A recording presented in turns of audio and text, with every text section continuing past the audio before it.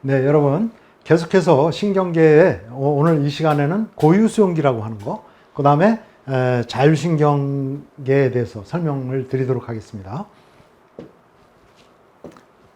네, 먼저 이제 인체에 전달되는 여러 가지 감각 정보가 있죠. 이 감각 정보는 인체의 그 외부로부터 시각이나 청각 이런 정보가 있고요. 또 피부 표면으로부터 이런 통감각 정보도 전달되죠.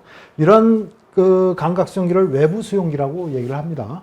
그 다음에 이제 우리 내장에서부터 뭐 예를 들어서 뭐 우리가 속이 쓰리다 뭐 이런 그 감각도 있겠죠. 그 다음에 뭐 우리가 알아차리지는 못하지만 무의식적인 상태에서 조절되는 것이지만 뭐 혈압이 높다, 이산화탄소 농도가 높다 이런 이제 화학 수용기나 압력 수용기 또 온도 수용기 이런 게 있습니다.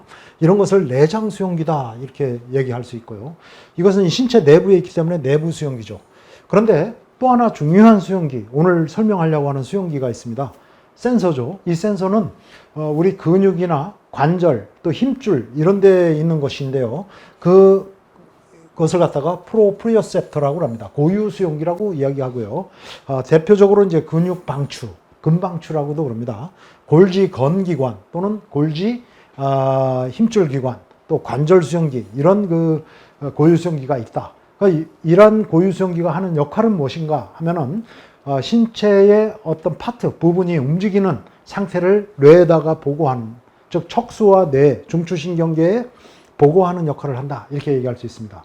그래서 근육이나 힘줄, 관절에 위치하고 있습니다. 이 감각 센서들은. 그래서 관절 운동의 상태라든가 또 근육이 얼마나 빠르게 수축하고 있는지 아니면 늘어나고 있는지 이런 정도를 갖다가 뇌에다가 또 전달하는, 척수와 뇌와 전달하는 역할을 하는 것이 이런 고유수용기라고 하는 감각기의 역할이다 이렇게 말씀드릴 수 있습니다. 그러면은 이런 고유수용기에 어떤 것이 있는지 설명드리도록 하겠습니다. 1차적으로 이제 근방추라고 하는 것이 있습니다. 이 근방추는 우리 근육 내 근섬유 사이사이에 수백 개 이렇게 있는데 이건 좀 확대해서 그린 그림이죠. 그래서 여기 보시게 되면은 방추 속 근육세포라고 되어 있는데 이런 특수한 근육세포가 실제 근섬유 내에 쭉 이렇게 들어가 있다. 근데 이런 것이 2개 내지 약 12개 정도 이렇게 쭉 들어가 있는데 이건 2개만 그려져 있죠. 바로 이런 특수한 구조 속에 코일처럼 신경이 쫙 감싸고 있습니다. 감싸고 있어서 이렇게 이제 감싸고 있는, 코일처럼 감싸고 있는 신경이 쫙 척수와 뇌로 자극을 이제 보내는 것이죠. 바로 이런 신경을 감각신경이라고 합니다. 이게 뭐 타입 1, 2 이렇게 써 있는데 여러분은 그것까지는 뭐 굳이 알 필요 없고요. 이런 그 현재의 상태를 갖다가 전달하는, 이게 바로 이제 센서라고 한다면은 이 센서를 통해서 구심성 감각신경이 바로 이것이다 이렇게 여러분 이해하시면 되겠습니다. 바로 이런 구조로 되어 있는 것을 갖다가 이제 근육방추다. 이 근육방추는 말씀드렸듯이 근섬유 사이사이에 뭐 수백 개 이렇게 들어가 있다 이거죠.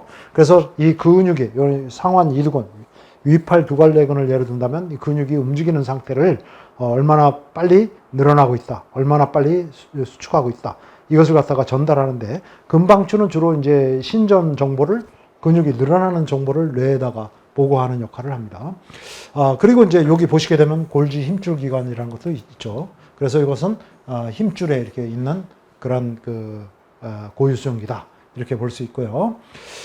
그러면 이 근육방추는 말씀드렸듯이 2개 내지 12개의 방추 속 근육섬유로 이루어져 있는데 어떻게 정보를 전달하냐면 본인이 늘어나는 상태, 이것이 늘어나는 상태를 이 감각신경을 통해서 전달을 한다는 것이죠. 그러면 어느 때 이렇게 늘어나는 것을 감지할 수 있는, 어떤 원리로 감지하느냐 하면, 자, 이 상태는 수축된 상태죠, 이 근육이. 그러나 이렇게 팔꿈치를 펼 때는 상완 이두근이 늘어나면서 이렇게 압력이 이쪽으로 전달되게 되죠. 그러면 이 가운데 이 부품 부분은 탄력성을 가지고 있기 때문에 이렇게 눌리게 되면은 같이 늘어나게 되죠. 즉 전체 근육이 늘어나게 될 때, 신전할 때 결체 조직을 통해서 근육 방추도 같이 늘어나게 된다는 것이죠. 그렇게 되면 이제 이것이 흥분성 자극이 감각신경 신경을 통해서 척수나 뇌 쪽으로 이렇게 전달되게 되는 것이다 이거죠. 또 한편으로는 요거는 이제 감마 운동 신경이라고 하는데요. 이 감마 운동 신경을 보면은 여기 보게 되면 이제 감마와 원심성 운동 신경이라고 했는데요.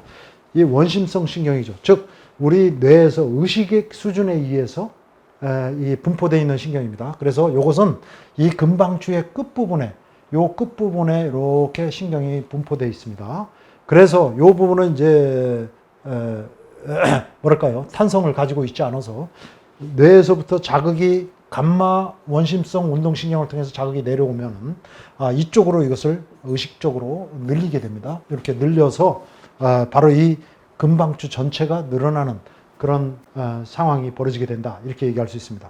다시 말씀드려서 이 금방추는 내가 근육 자체를 이렇게 늘렸을 때 결체 조직을 통해서 이 중심부를 다시 늘려서 그 자극이 감각 정보를 통해서 신경을 통해서 전달되게 되는 것이고요.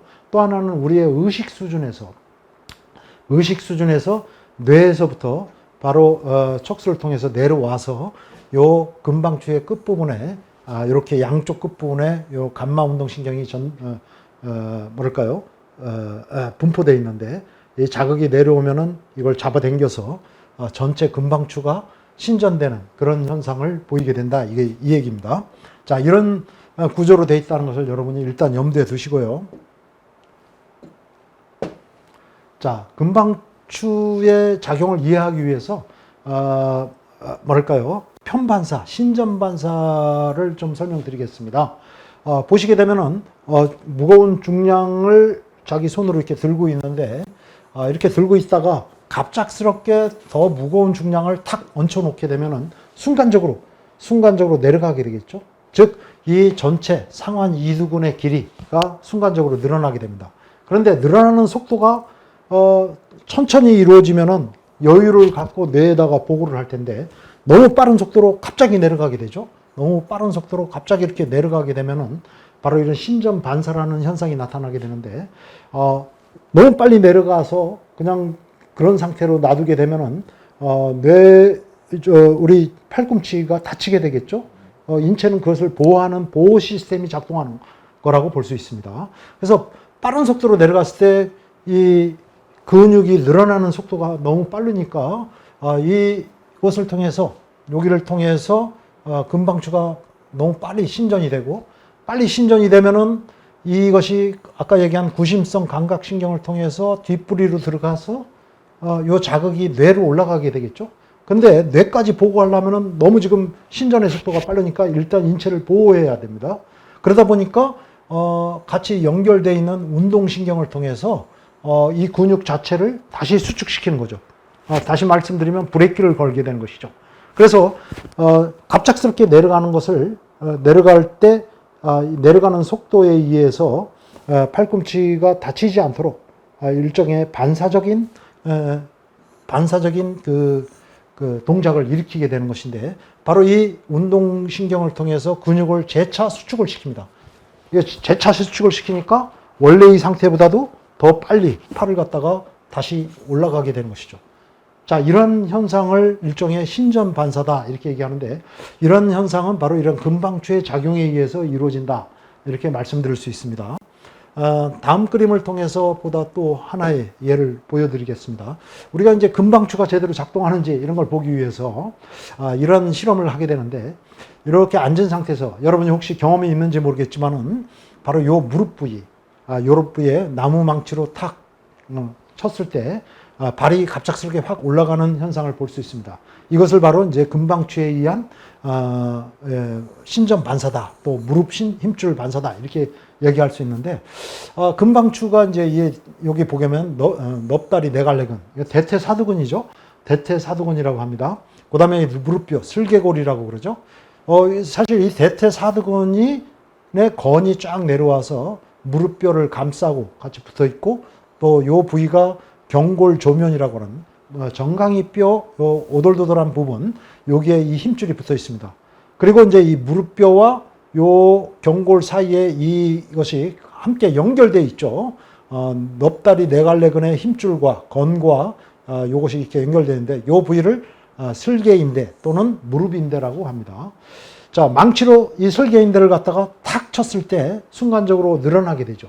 순간적으로 근육이 촥 늘어나면서 금방추에 자극이 전달이 되죠. 금방추도 함께 늘어나게 됩니다. 근데 늘어나는 속도가 너무 빠르게 전개된다고 느끼게 되는 것이죠. 즉, 나무망치로 순간적으로 턱 쳤을 때 이 대퇴사두근이 늘어나면서 금방추의 그 자극의 신전의 속도가 굉장히 빠르게 전달되게 되는 것이죠. 그렇게 되면 이 자극이 구심성 감각신경을 통해서 이렇게 척수의 뒷부리로 들어가게 되죠. 전달돼서 이제 뇌로 전달되는데, 문제는 신경 자극의 근육의 신전 속도가 너무 빠른 것이죠.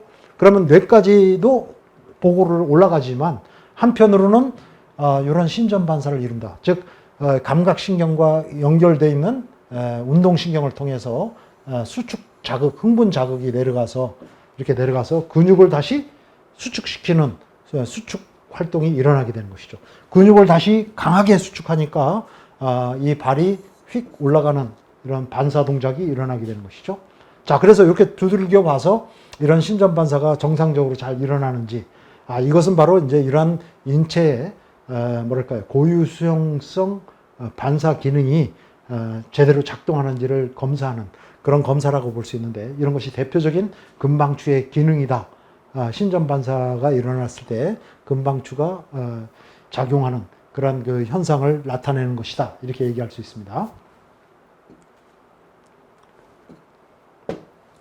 자, 그러면 이런 금방추의 신전 반사를 활용한, 물론 이제 꼭 이것만이 아니라 우리 인체의 여러 가지 근막이나 결체 조직의 작용에 의한 우리의 순발력의 개선과도 관련이 있습니다만은, 신경적인 측면에서는 금방추의 신전 방사와 관련이 매우 깊은 것이 이 플라이오메트릭 트레이닝이라고 하는 것입니다. 우리가 보통 점핑력, 순발력을 개선하기 위한 그런 그 훈련 방법이라고 알려져 있죠. 그래서 많은 순발력을 요구하는 운동에서 이러한 형태의 운동들, 트레이닝이 이루어지고 있다.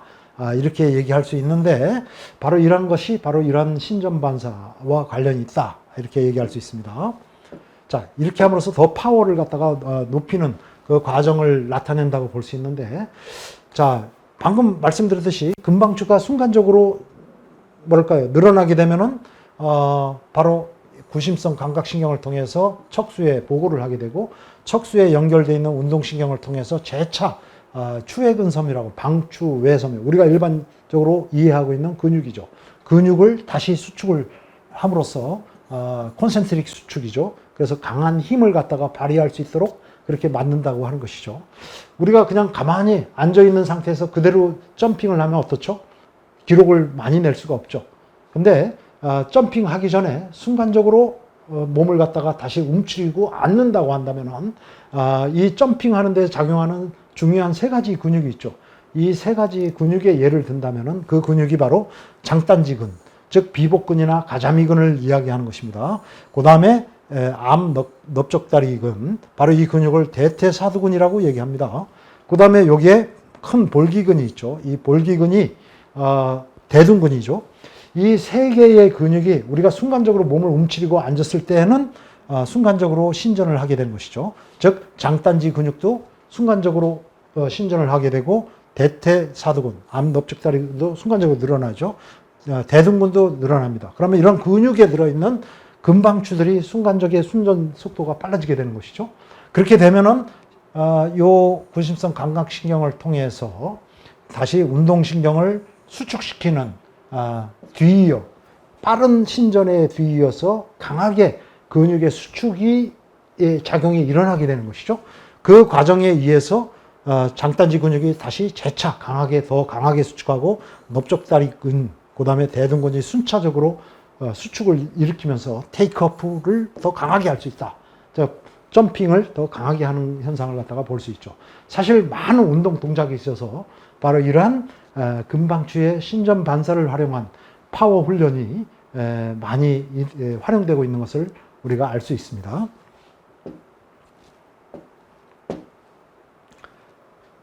자, 또 말씀드리면은 또 하나의 또 고유수용기가 있습니다. 이것은 힘줄에 있는 것이죠. 바로 이 골지 힘줄 기관이라고 하는 것인데요. 바로 이제 여기 이런 식으로 힘줄에 들어가 있다. 그래서 이 힘줄이 하는 역할은 뭐냐? 힘줄에 들어있는 골지 힘줄 기관이라고 하는 것은 근육에 주로 수축 정보를 전달하는 그런 역할을 한다. 근육이 얼마나 이제 수축하느냐. 주로 이것에 관련된 그런 정보를 우리 척수나 뇌에다가 전달하는 역할을 한다. 이렇게 이해하시면 되겠습니다.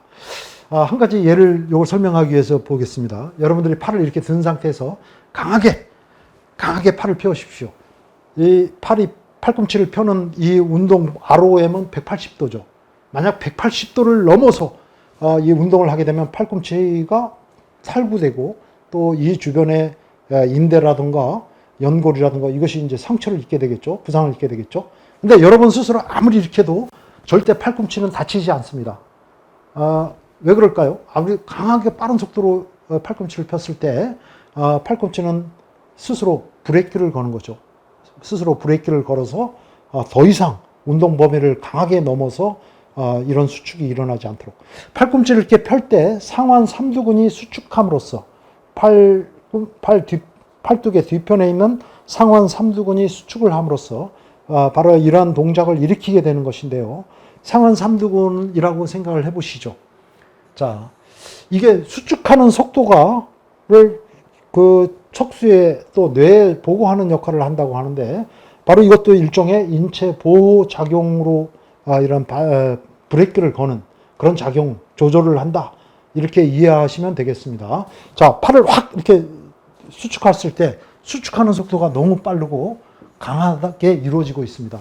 그러면은 이 과정에 의해서 팔꿈치가 다치게 되겠죠. 그래서 180도에 가까우게 될수록 브레이크를 걸어야 됩니다. 그렇기 위해서는 이 수축했던 근육을 다시 이완시키는 과정이 필요하겠죠. 그래서 이 수축 속도를 감지해내서 바로 이 구심성 감각신경을 통해서 척수에 보고를 하게 되죠. 우리 뇌로도 물론 보고가 올라갑니다만 뇌에다가 보고를 해서 속도가 너무 빠르니까 이렇게 조절하시오. 뭐 이렇게 다시 명령을 하달받으려면 시간이 너무 많이 걸리죠. 그러면 팔꿈치가 다치고 맙니다. 그러니까 반사를 일으켜서 여기 이제 억제성 사이신경세포라고 되어 있죠. 신경 자극을 억제성 계제신경, 사이신경을 통해서 이 신경을 갖다가 억제하게 되는 것이죠. 그래서 강하게 수축했던 것을 다시 억제함으로써 흥분성 자극이 더 이상 내려가지 않게 함으로써 너무 강하게 이 180도에 가까이 갈수록 너무 강하게 계속해서 수축하지 않도록 억제하는 작용을 하게 되는 것입니다. 한편으로는 사실은 이 감각신경은 또 다른 운동신경과 연결이 돼 있어서 그 운동신경은 바로 이 앞쪽에 있는 상완 이두근, 기랑근에 자극을 내려오면서 이 근육을 수축을 시키게 되죠. 그래서 양 방향으로 자극을 줘서 이쪽은 억제를 하고 이쪽은 흥분시켜서 브레이크가 걸리게 하는 것입니다. 그래서 여러분의 팔꿈치가 더 이상 다치지 않게 하는 것이죠. 이런 인체의 조절이 이루어지게 되는 것이다. 이런 점을 이 관절 수용기에 골지 힘줄 기관의 어떤 작용을 여러분한테 설명하기 위한 이해하기 위한 하나의 방법으로서 바로 팔꿈치를 강하게 폈을 때 이것이 어떻게 작용하느냐를 예로 들어 보았습니다. 이 그림은 이제 대표적인 PNF 스트레칭을 그림을 나타내는 것인데요. 여기 이제 보조자가 이렇게 발목을 잡고 이 사람이 이렇게 누운 상태에서 발을 햄스트링을 사용해서 수축하는 것이죠. 햄스트링을 이렇게 수축해서 발을 갖다가 아래로 내려가는 그런 힘을 갖다가 가하고 있고 그것에 대해서 반대 방향으로 이렇게 받쳐주어서 등척성으로 근육의 길이의 변화가 없이 딱 정적인 상태에서 이것을 힘을 이쪽 방향으로 가하고 있는 상태를 보여주고 있습니다. 자, 여기서 자세하게 설명하기는 힘들고요. 이런 고유수용성 신경근 촉진 스트레칭이라고 얘기를 하는데 이런 과정을 통해서 즉 이런 정적 과정이나 아니면 이 사람이 이 햄스트링을 수축하려는 그 힘에 비해서 더 강한 힘으로 힘을 줘서 발을 갖다가 이 사람의 몸 쪽으로 이렇게 더 밀 때 햄스트링은 더 신전하게 되죠. 이런 과정에 요 햄스트링에 있는 뭐랄까요?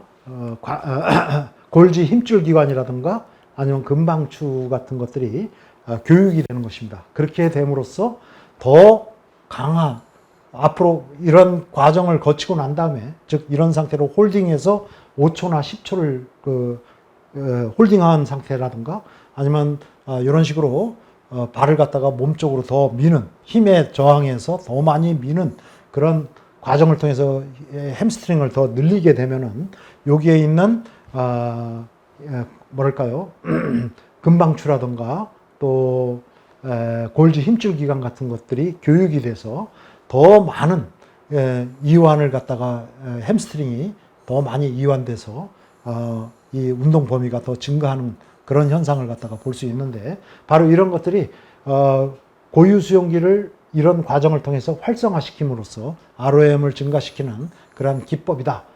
이렇게 얘기할 수 있습니다. 즉 고유 수용기의 이완을 통해서 햄스트링의 이완이 더욱 많이 이루어지고 그렇게 함으로써 ROM을 증가시킬 수 있다고 하는 이야기입니다. 이거에 대해서는 또 필드에서 또 많이 여러분들이 실질적인 현장 기법을 익히면서 그 원리를 적용하면 되겠습니다. 자, 그 다음에 이제 자율신경에 대해서 설명드리겠습니다. 자율신경, 우리 마음대로 조절할 수 없는 그러한 신경을 의미합니다. 그 신경에는 교감신경과 부교감신경이 있죠. 우리가 운동을 할 때를 생각하면 교감신경이 더 흥분하게 됩니다. 교감신경이 흥분한다. 즉, 운동을 할 때는 에너지의 생성의 필요가 높아지게 됐죠. 여러분은 이 에너지를 중심으로 해서 인체의 여러 그 조직세포 또는 기관이 어떻게 작동하느냐를 이해하시면 되겠습니다. 예를 들어서 교감신경이 흥분하게 된다고 하는 것은 인체에서 높아진 에너지 수요를 더 충족시키기 위해서 인체가 반응하는 과정이다. 이렇게 이해하시는 게 편리하겠습니다. 즉 운동하는 경우가 대표적인 것이죠. 물론 정서적인 흥분 상태에서도 이런 일이 일어납니다만 운동을 예로 든다면은 바로 이 에너지 수요를 충족시키기 위해서는 심장이 더 빨리 뛰어야 되겠죠. 그래서 심장 운동을 교감신경이 흥분하게 되면 더 촉진이 되고 부교감신경은 그에 반대되는 거로 생각을 하면 되겠죠. 또 심장이 더 많은 활동을 하기 위해서는 심장에 혈액을 공급하는 혈관, 심장 혈관은 더 확장돼야 되겠죠. 또 기관지도 더 확장돼야 됩니다. 그래서 더 많은 공기를 또 산소를 받아들이려고 하는 그런 과정이 일어나게 되는 것이죠. 반면에 우리 교감신경계가 흥분하게 되면은 내장 영역, 소화나 흡수와 관련된 이런 그 기관에서는 오히려 내장 혈관은 수축이 되고 또 소화관의 연동 활동 이런 것은 억제가 되는 것이죠. 그래서 우리가 교감신경계가 흥분된 상태에서는 식사를 해도 제대로 소화 흡수를 할 수가 없는 게 되는 것이죠. 부교감신경은 이거와 반대되는 상황으로 여러분이 이해하시면 되겠습니다. 즉 소화 흡수의 과정에서는 부교감신경이 더 우세해야 이런 소화기관의 활동이 더 활성화되는 것이고 반대로 뭐랄까요 운동 시에는 이러한 부교감신경은 억제된다. 심장운동이라든가 심장혈관이라는 것은 더 오히려 그럴까요 활동이 감소하게 된다. 이렇게 얘기할 수 있습니다. 우리가 이제 척수에서 이 신경이 빠져나오게 될 때 어느 부위에서 빠져나오는가 이것을 보여주는 것은 등뼈 또 허리뼈. 요 등뼈라고 한다면 흉추를 의미하고 허리뼈라고 하면 요추를 의미합니다. 우리 등과 허리 쪽에서는 교감신경이 나오고 연수 부위 또 뇌줄기라고도 하죠. 이 뇌줄기나 또 우리 엉치뼈 골반 쪽 뭐 이쪽에서는 부교감신경이 빠져나온다.